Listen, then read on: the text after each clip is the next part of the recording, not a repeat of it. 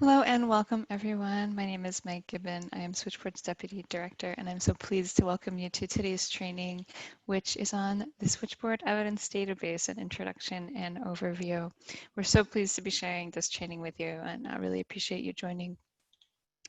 I want to quickly run through a couple logistics in Zoom before we get started. So I see many of you are still connecting your audio.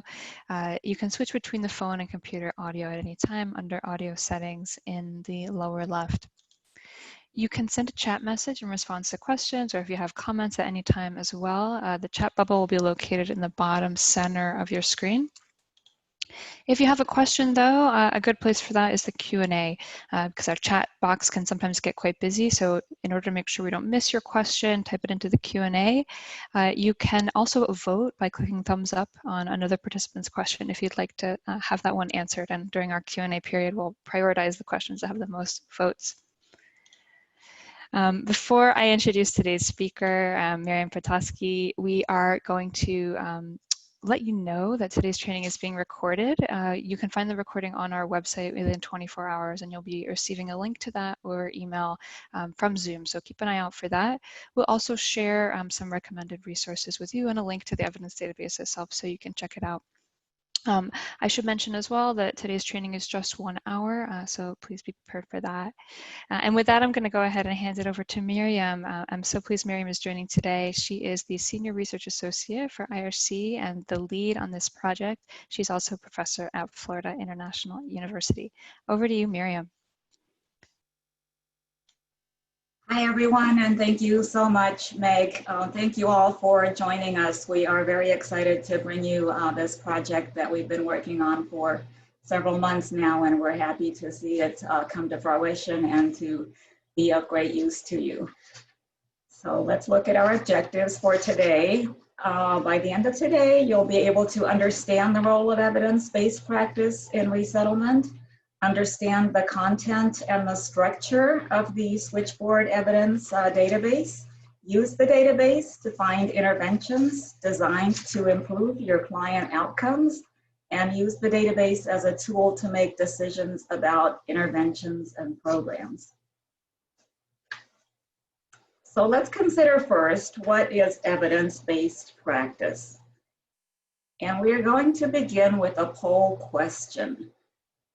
Do your job responsibilities include any of the following? Yes or no? Great, so I've just launched that poll. I can see about half of participants have already responded. I'll leave that open for just 30 seconds and then we'll close.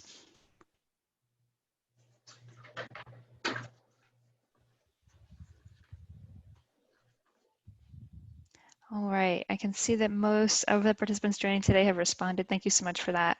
Let me end the poll and share the results out. Okay, wonderful. So most of you, 70% do indeed do program design as part of your job responsibilities. So I believe our presentation today will be very, very relevant to you, but I don't want to leave out the other 26% that it's also relevant to you because you are likely the ones that are going to be implementing these evidence-based practices. So, and ultimately, you may be an administrator, program manager yourself. So thank you for being here, all of you. And another poll question for you, how often do you consult research evidence when designing programs?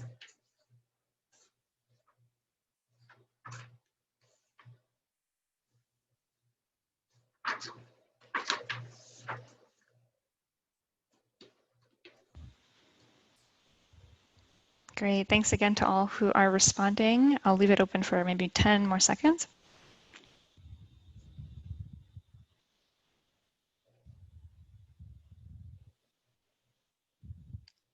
Great, I'll close that poll now and share out the results.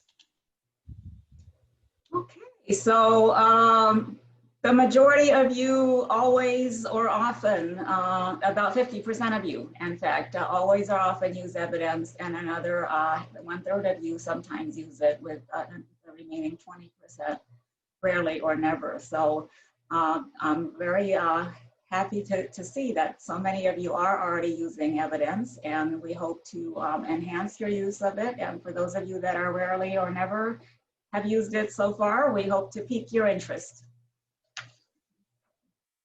All right, let's talk about what evidence-based practice is.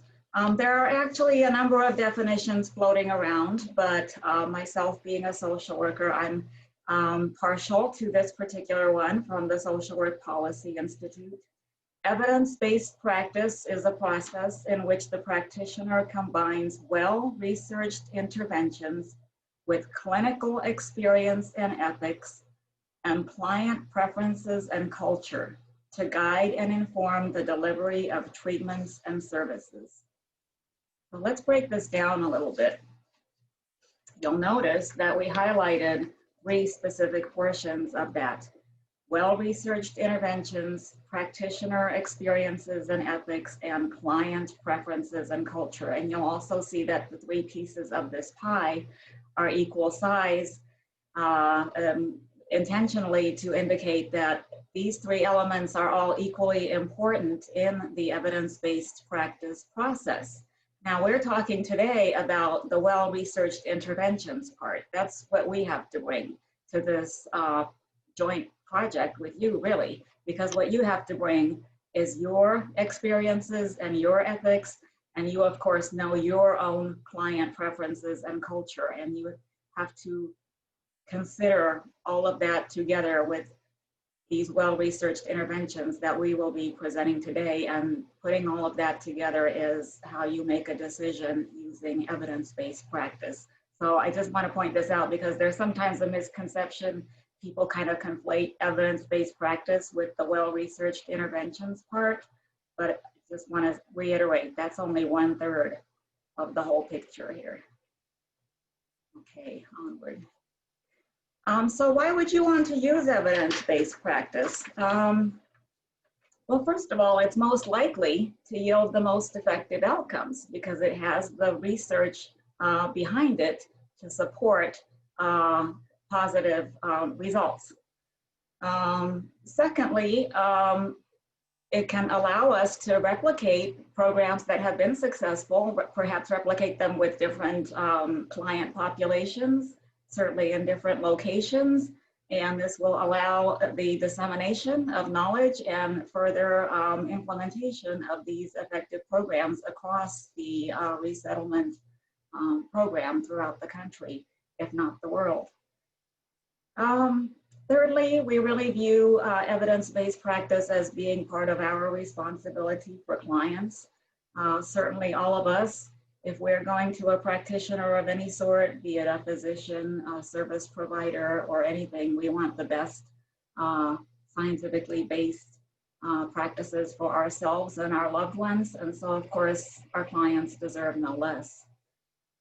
Thirdly, using evidence-based practice will save you time because you're not sort of hunting around for what works. You're not engaged in trial and error, but you are using something that you already know has a likelihood of being effective. And this, in turn, increases your confidence in your own work. And last, but certainly not least, evidence-based practice is being increasingly required by many funders. So you are likely to see this being asked for in grant applications in the future. And more specifically for us, here's a quote from the former director of ORR. ORR is redoubling its efforts to obtain dependable data on program outcomes and to incorporate evidence-based decision-making. So you can see this statement was made to Congress 3 years ago, and what we're seeing today is really the part of the fruition of this commitment that ORR has made. And I think we can expect to see further evolution and usage of evidence-based practice in the resettlement program.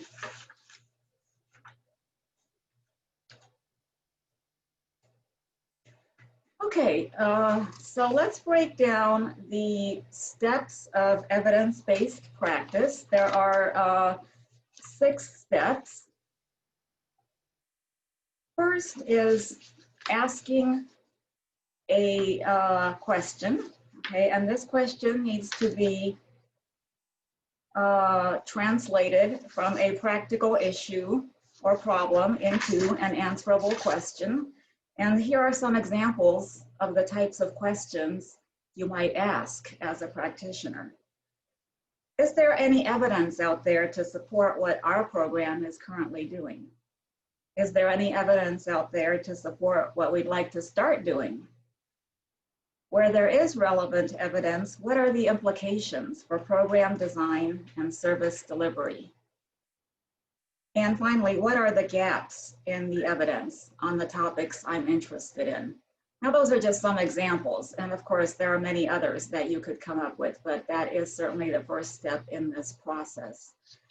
The second step is acquiring the necessary evidence, or at least the state of evidence, and one does that by systematically searching websites and databases and retrieving the evidence, and we will talk more today about how we did that. Thirdly, one appraises the evidence, that is, you critically judge the trustworthiness and relevance of the evidence based on accepted scientific criteria for research methodology. And so we have done that step as well. The fourth step is aggregating all of the data. So based on the studies one has retrieved and appraised, you then put together what it all means, essentially. The fifth step is then applying the evidence, incorporating the evidence into the decision-making process. And finally, we assess the decisions we have made to see what impact those decisions have had. And in fact, this serves as a feedback loop. We perhaps should have put this as a cycle, where this would really lead back often to step number 1, where as a result of an evaluation of a particular program, for example, one generates further questions, such as how can we do this better, and runs through the whole process again. So the good news here for you is that we have already done steps 1 through 4 on certain questions, which we'll share with you shortly. So we're, you know, the intent is to make this easy for you as program planners and program implementors to use the evidence, and for you to focus on the application process and the assessment process. And we will focus on this part. So we see ourselves working in partnership with you in this sense. Okay, I think we're going to pause here and see if there are any questions at this moment. And as a reminder, you can type questions into the Q&A. We'll just give 1 minute here to see if there's any questions on evidence-based practice in general, because we'll move on after this into the specifics of the questions that Switchboard has been working on.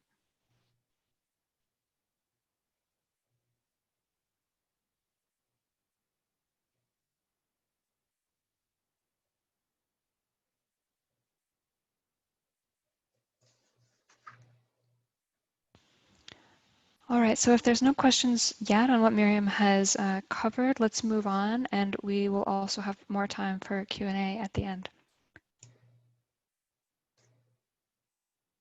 All right, so let's talk about how we developed the Switchboard Evidence Database.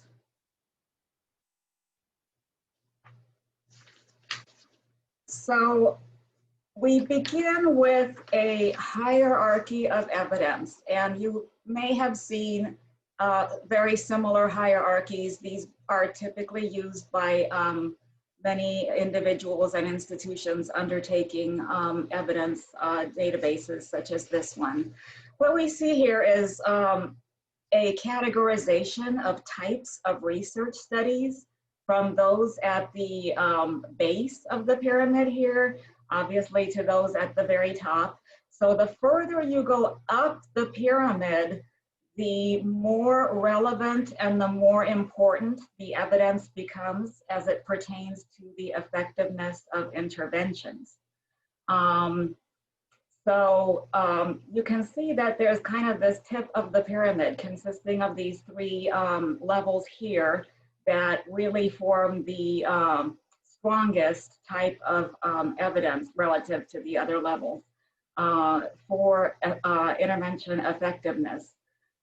So in our database, the Switchboard database, we have selected only these three types of studies for that very reason. As I said, they provide the highest level of evidence for intervention effectiveness, and those would be suggestive evidence, consisting of one group pre-test, post-test, and post-test only designs, impact evaluations consisting of randomized controlled trials and quasi-experiments, and meta-analyses and systematic reviews, which are structured syntheses of these impact evaluations.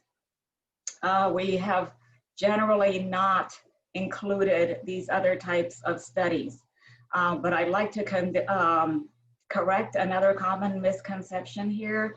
Sometimes people have the impression that evidence-based practice devalues these types of studies in this 4 through 7 level because we don't include them.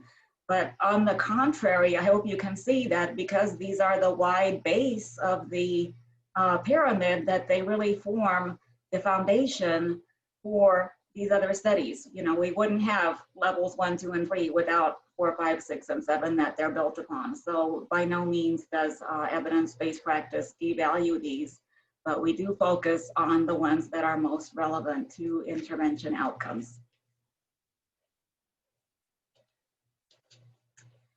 Okay, so let's look at how we framed our questions. And we used the so-called PICO framework, which stands for population, intervention, context, and outcome.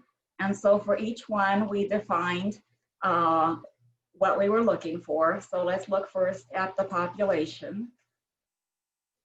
So we are looking at the populations that we included in the evidence database, those populations that ORR serves. And so those are these populations listed here. Next, we have interventions.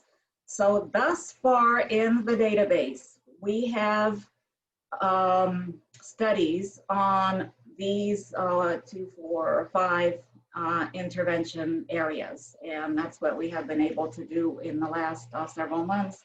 And these are based on the switchboard needs assessments that have been done in the last couple years, and your responses to those in terms of what type of information you would like to have more of, what trainings you would like to have more of, what evidence you would like more on. So we took the top 5 areas that were noted, and actually when COVID occurred, in discussion with ORR, we determined that there was an urgency to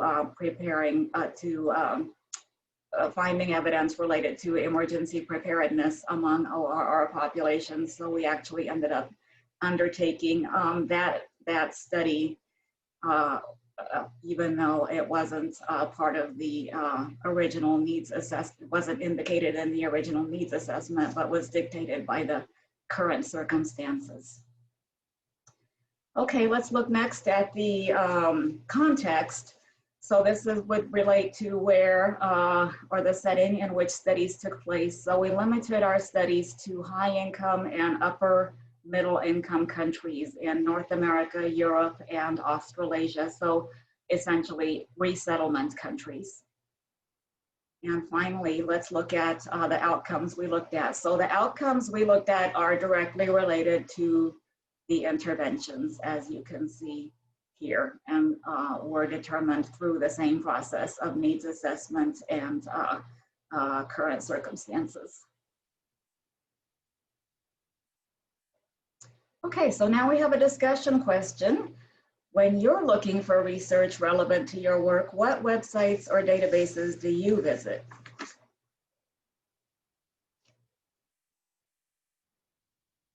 And you can type your answers in the chat box.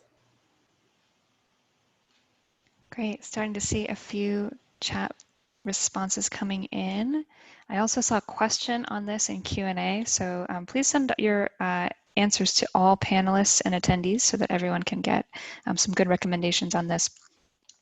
So I see Google Scholar appearing a few times, MPI, Migration Policy Institute, BRICS, Bridging Refugee Youth and Children's Services, their clearinghouse, Census Data, Freedom Network, the IRC OEF, and I see a link to that.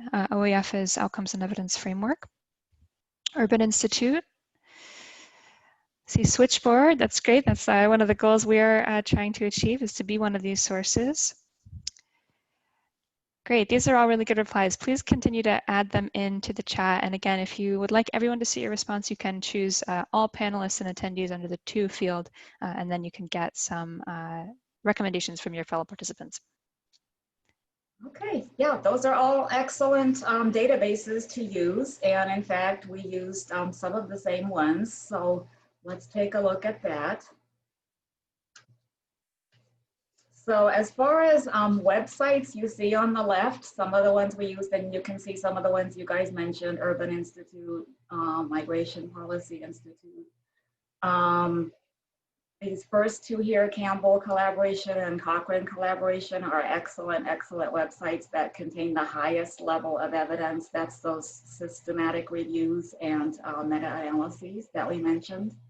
So in addition to these widely or publicly available websites, we used some academic databases that we're fortunate to have access to, and those are listed here. And so we then individualized the specific databases that we wanted to use for the each specific question, evidence-based question that we had posed. On to the next slide. Okay, so then having searched the databases and websites, and let me also mention a little bit about the search process.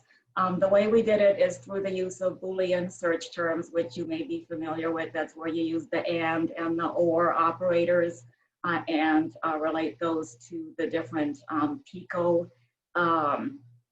terms that we just showed you in relationship to the population, intervention, context, and outcome. So you basically use a string of words in the database to find the appropriate articles. We then appraised the evidence in terms of the direction. So what kind of impact did the intervention have on the desired outcome? So was it a positive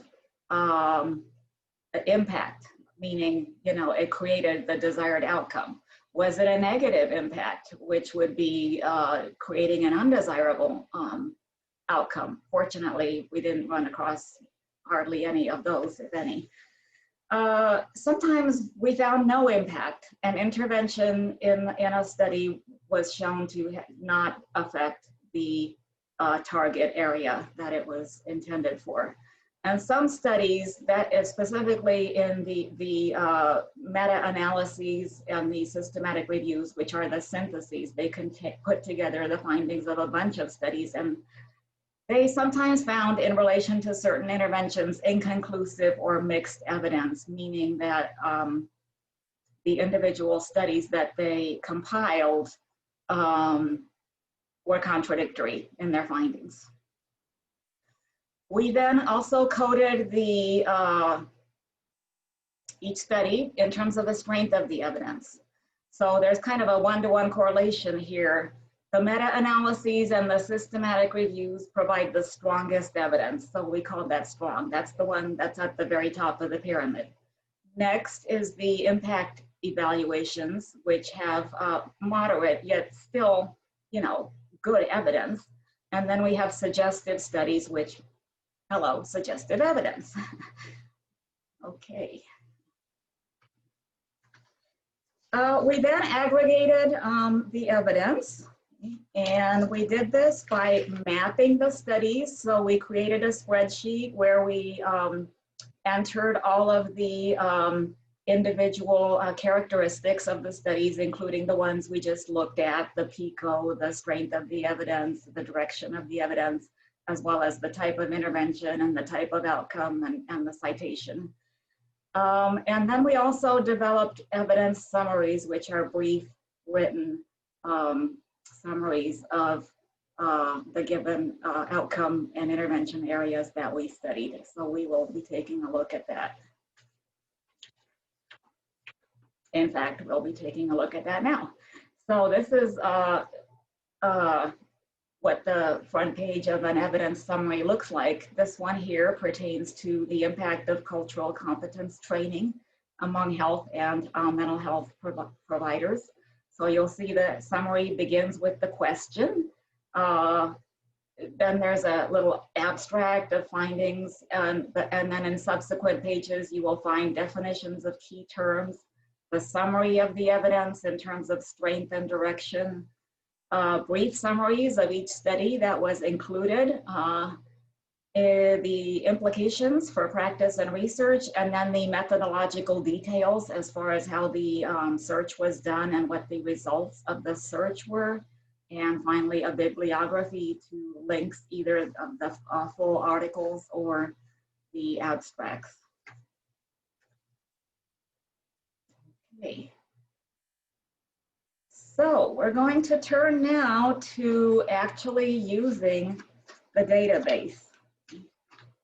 And okay, so just as a quick review, once more, what our database contains is these 4 steps pertaining to specific intervention/outcome areas that you all identified in needs assessment and that ORR identified as an urgent issue.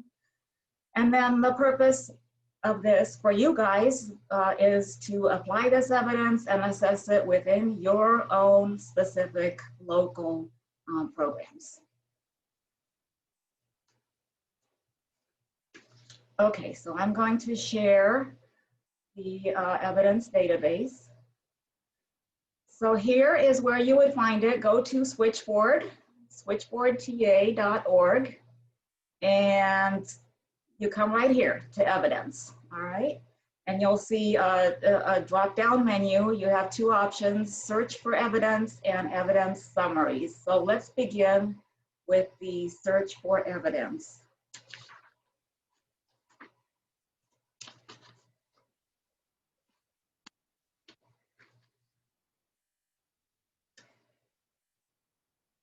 Okay, what you'll see when you click that on is probably the first thing your eye goes to is all of these studies, okay?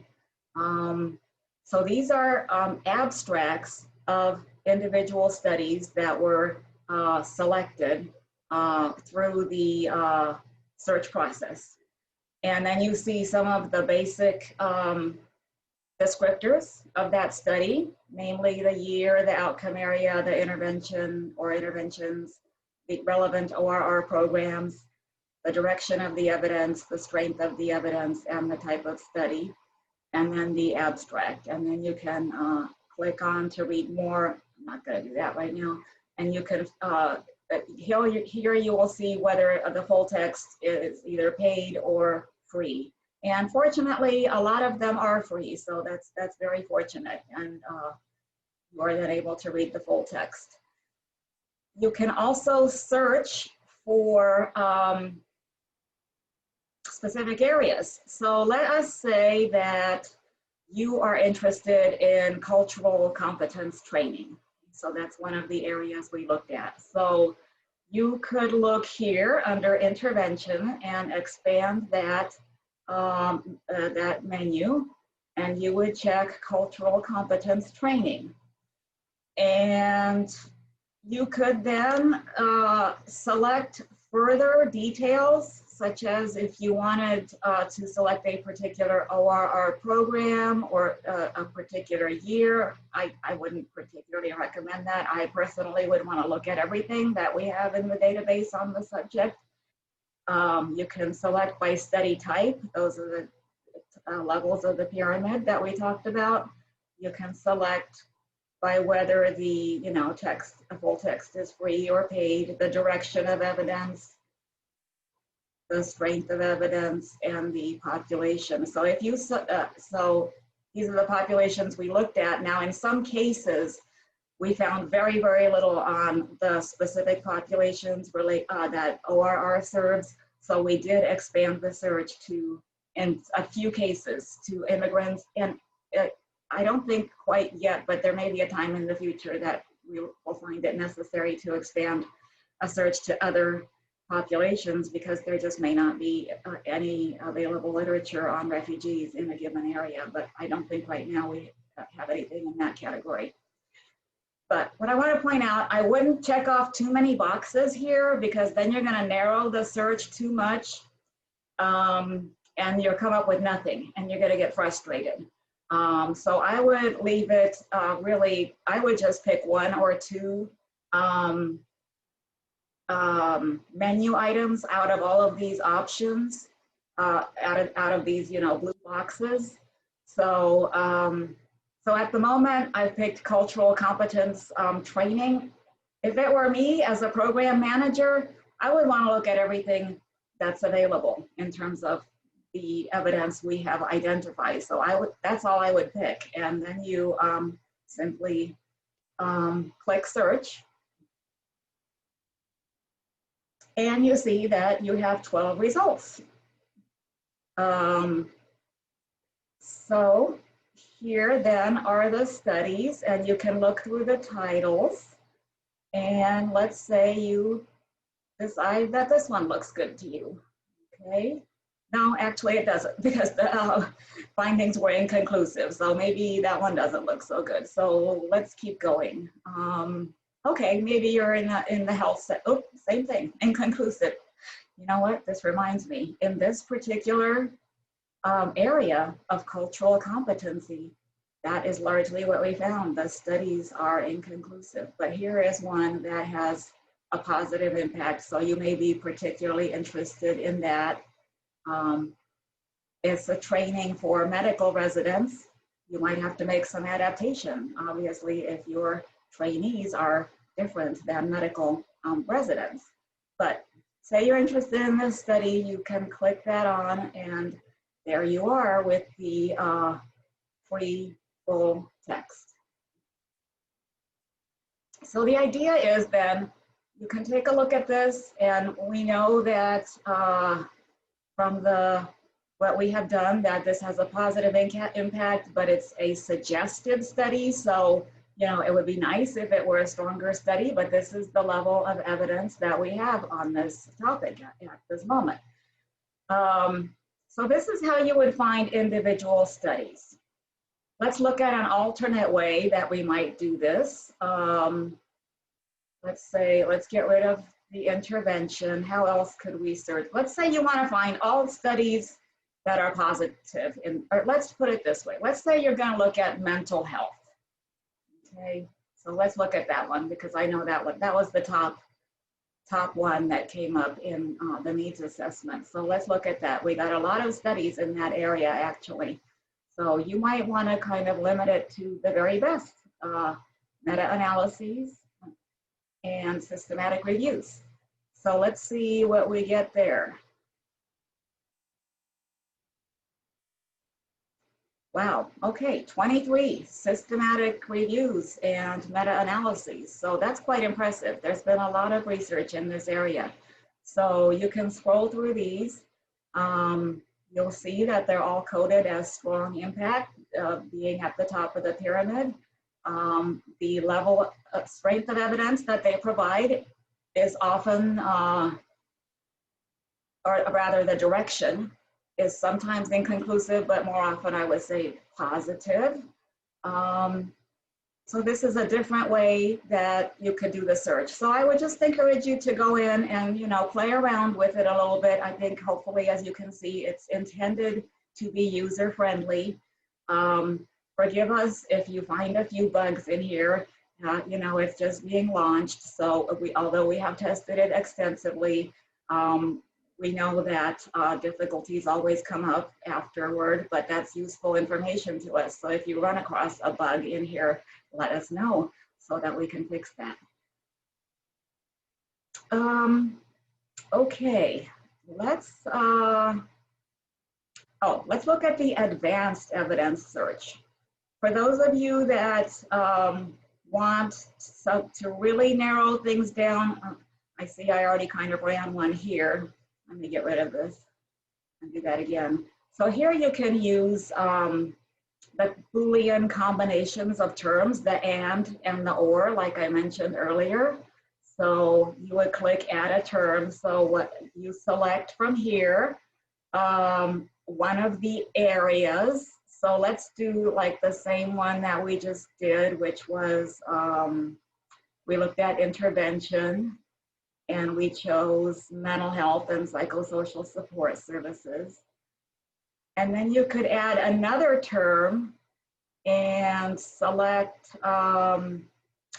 for example, I had the host country. Suppose you're looking at, you want to know what has been done specifically in the United States.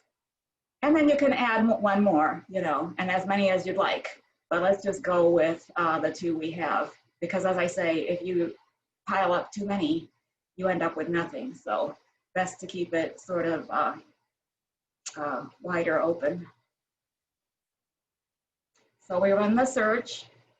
And what do we get? It doesn't tell us exactly how many, but we can easily count 1, 2, 3, 4. Looks like there are 4 studies on mental health and psychosocial services that have been conducted in the United States.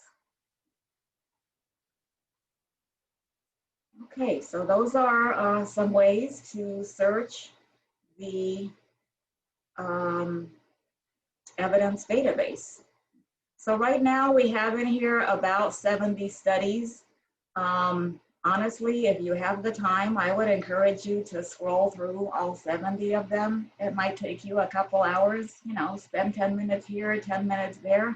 You get a nice sense of the wealth of information that's out there pertaining to our populations. And many of these studies deal with not just one outcome or one intervention, but a multiplicity of client outcomes that are of concern to us. And I personally found it very, very valuable. And there are some really excellent, valuable studies in here. So I would just take the time to see what's in here for now. And just get accustomed to using the search functions. Now, the other handy thing we have for you is evidence summaries. You can get to that in 2 ways. One, as you can see, is right here. The other, when you go to evidence, you see, as I said, this drop-down menu. So the second one is evidence summaries. So here are the 5 summaries that we have done so far. And as we mentioned, cultural competence training, emergency preparedness, mental health, peer support groups, and strengths-based and trauma-informed approaches. So let's pick, what shall we pick this time? How about peer support groups? Okay, so here is the beginning of the evidence summary. This is the summary of the summary, the executive summary, okay? We found that peer support groups can be a valuable component of comprehensive refugee resettlement services. We found that the literature says that member characteristics should be considered in composing groups. We found that online groups may be feasible and effective for refugees.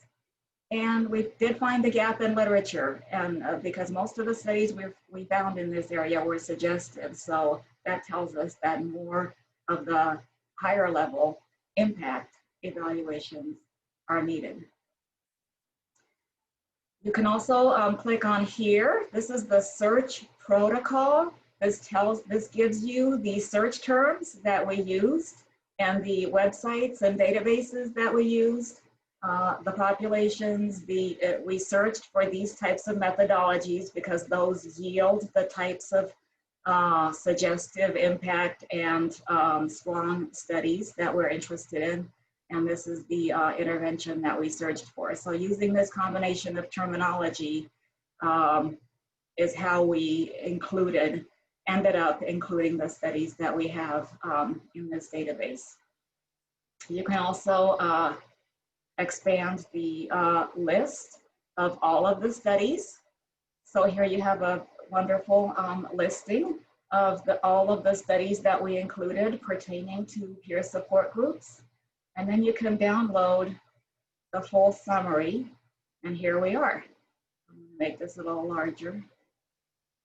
Okay, so here's the full evidence summary. We have the executive summary, as I mentioned. You have a description of the purpose of the summary. You have a definition of the terms, of the term that is used in this particular summary. And then we have the summary itself. What does the evidence show? So this is the synthesis of all of the studies that we identified. So we give you our conclusion and then provide you with the supporting abstracts or small summaries of the studies that support that conclusion. And so this tells you quite a bit about the various studies included in this particular summary. And we like to include a little quote that kind of encapsulates the essence of what the summary is about. And so that it continues in this fashion. And then we ask, what are the implications for practice and research? So the implications we derived from this summary: peer support groups can be a valuable component of comprehensive refugee resettlement services. Actually, I think we already talked about these a while ago. So that's what you would find here. And here at the end of the summary, you would find the nitty-gritty of the methodology for those of you that are, research geeks such as myself. You would be very interested in this part. So this area here reiterates the type of evidence we looked for, which we've talked about earlier. Reiterates what has been excluded. Oh, by the way, studies in all of our, in the entire database date back to 2000. These are the terms that were used in this particular search.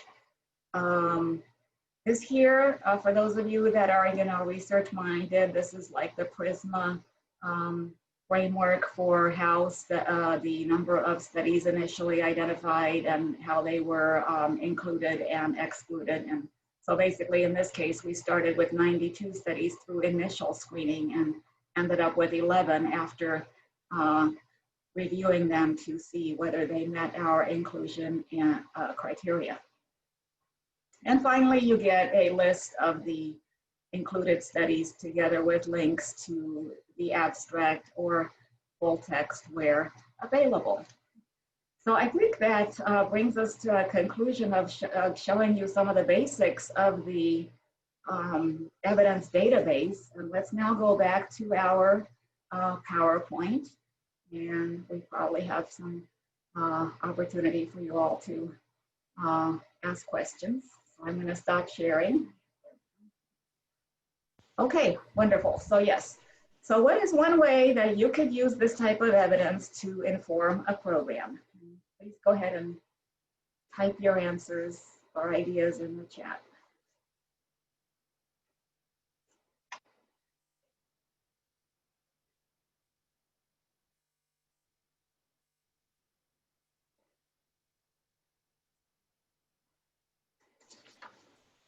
Great, thanks again for your participation. I can see a few replies coming in. Again, right, Miriam showed those 1 through 4 steps and sort of framed the 5 and 6, applying and assessing, as up to program implementers. So having given an example, we'd be curious to hear from you on how you might apply it. So I see a reply from Christina who said weighing investment in cultural competence programs. So for instance, is it a smart idea to allocate funding towards that? Tammy shared training new employees on impacting the struggles of clients. So, right, like what services might be most effective for clients and including that as part of training. Making decisions on how to maximize the effects of current programs and making tweaks that are most effective, Megan shared. I think that's a really, really good response. And speaking from our experience, probably the most frequent or one of the most frequent usages of these type of summaries is taking a look at what's currently being done, right? We're not operating in a vacuum or we're not rarely starting up something totally new. So seeing what's working currently. Susanna shared support for training volunteer mentors, right? Yeah, I think the training theme came up a few times. I think that makes sense. Great. And seeing sharing as a resource for students. Those are all really great. Thank you for your replies. Yes, thank you. Excellent suggestions, and a few more that you all could consider ways to use this database. Obviously, it'll give you some insight to help you decide which interventions will be most likely to achieve the results you and your clients are seeking. You can use it to perhaps modify the amount of intervention or services that clients get if studies show that a certain amount is necessary to achieve the most desirable results. You might use it to implement different actions to improve outcomes among different types of clients, because we know no one single intervention is going to work for everyone. So some interventions work differently for different genders, some work differently for different ethnic or nationality groups, obviously, and so forth, different age groups.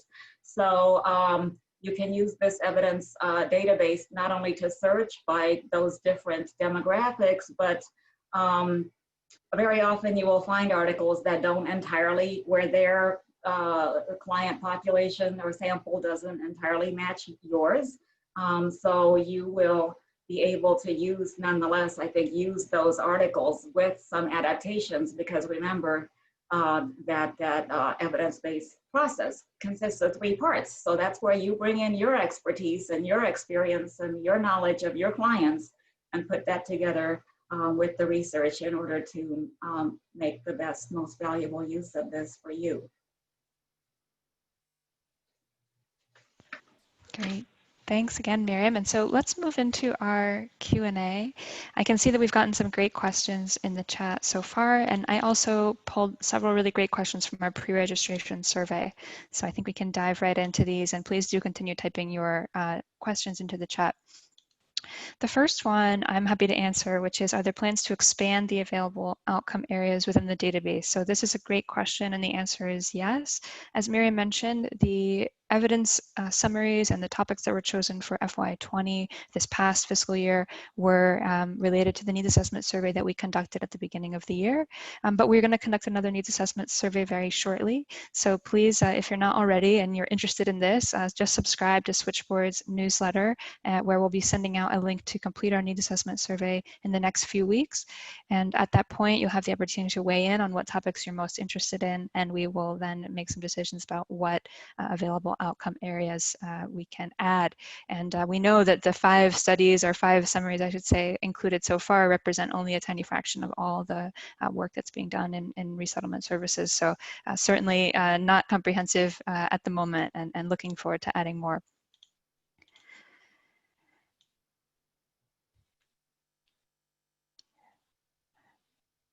Just reading through some of the other questions that we received here. This is a great one from Becky, and I'll maybe pose this one to you, Miriam. And Becky asks, how might programs iterate upon past evidence to test and implement new ideas? So how does evidence-based programming allow for innovation? Yes, that is a great question. So very often, program planning will indeed require innovation, because we saw that the articles often relate to 1 or 2 specific refugee groups, let's say Burmese or Syrian. And as we know, refugee populations that come to the US tend to change sometimes radically from year to year. So you may not find something on a particular population that you're working with. So you will have to make a cultural adaptation in that sense, using, again, your expertise and your knowledge of that client, not only that client's culture, but that client as an individual and their family, of course. How else might you adapt this? Let's see. Sometimes interventions themselves have to be adapted due to the feasibility and the resources that you have available. So sometimes it's wonderful if we can carry out an intervention exactly the way it was described in an article, but that's often not feasible because, you know, they had bunches of money perhaps to do it and we don't, perhaps.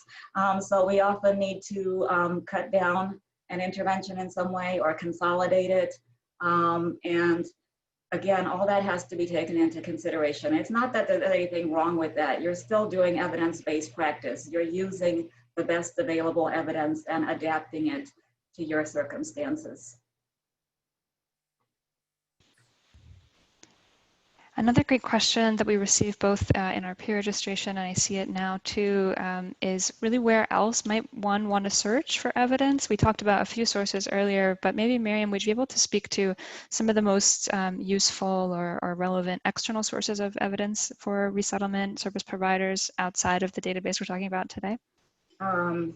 Yes, I really would recommend the Cochrane database and the Campbell database. I know we mentioned those already, but I would use those as the starting point because those are widely respected worldwide. They undertake very, very rigorous, systematic reviews. They update them constantly. Now, I will say they don't have a whole lot related to our populations, but you can often find studies on specific problem areas, particularly in the areas of health, mental health, and social services, which may be applicable to your populations.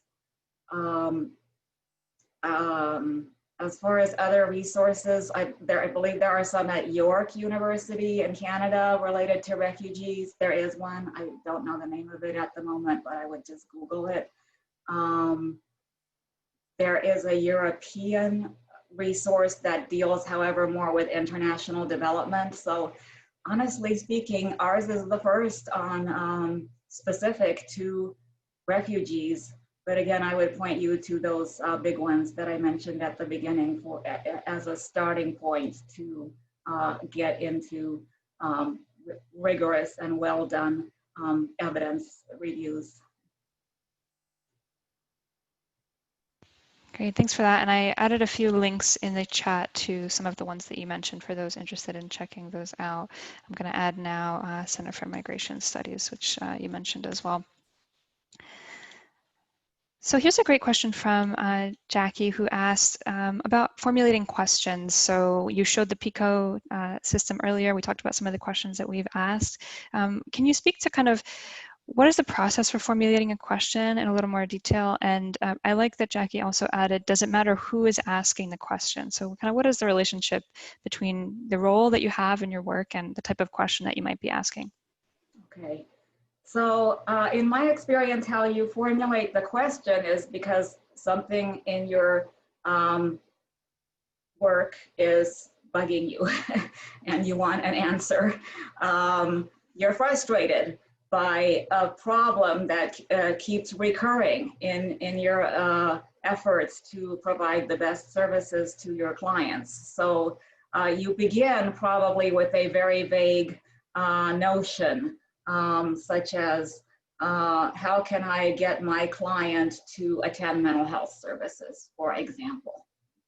Now, that question right there, while probably a common question in many people's mind, is actually not the type of question that we would need to reformulate it into the PICO framework in order to work in a search for evidence. So we would want to think about what population are we talking about. For example, maybe we're talking about,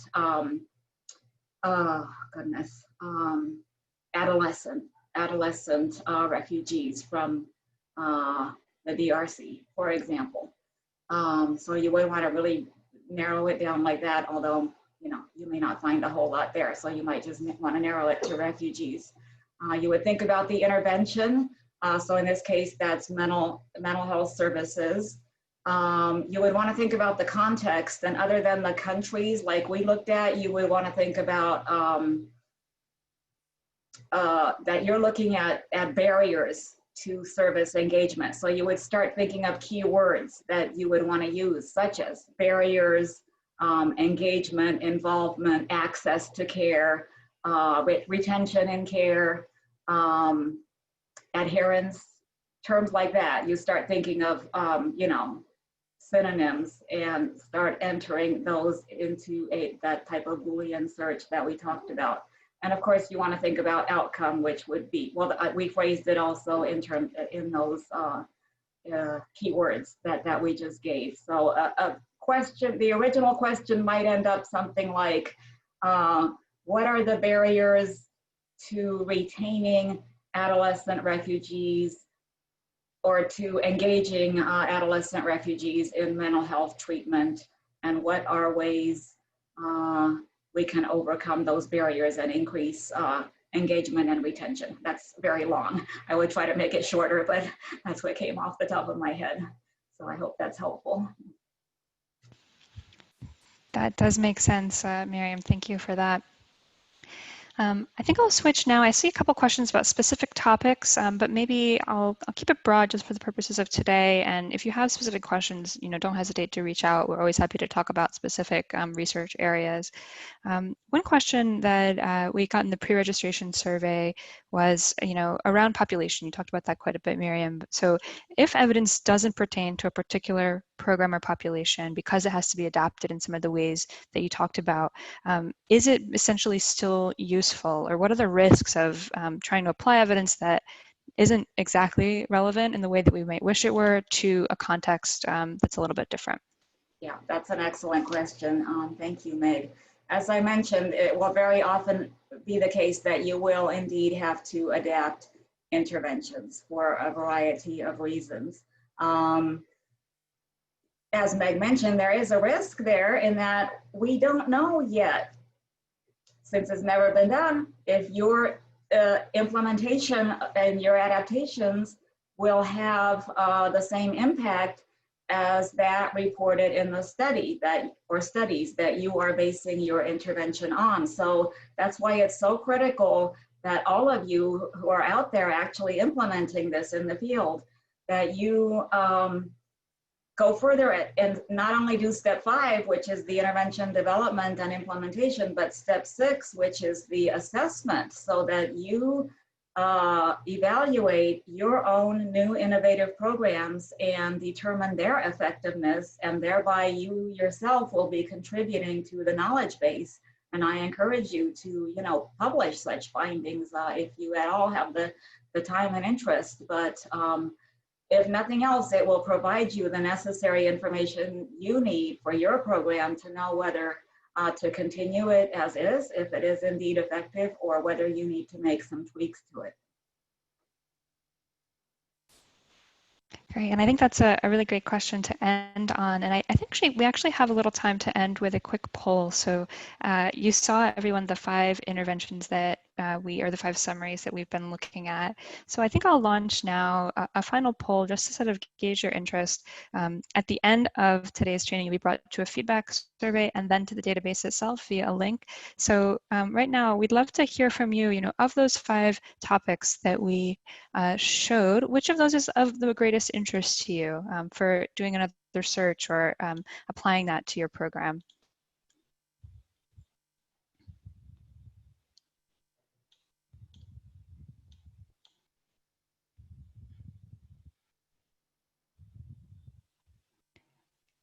Great, thanks so much to all those who are currently replying. I'll give it another 10 seconds or so.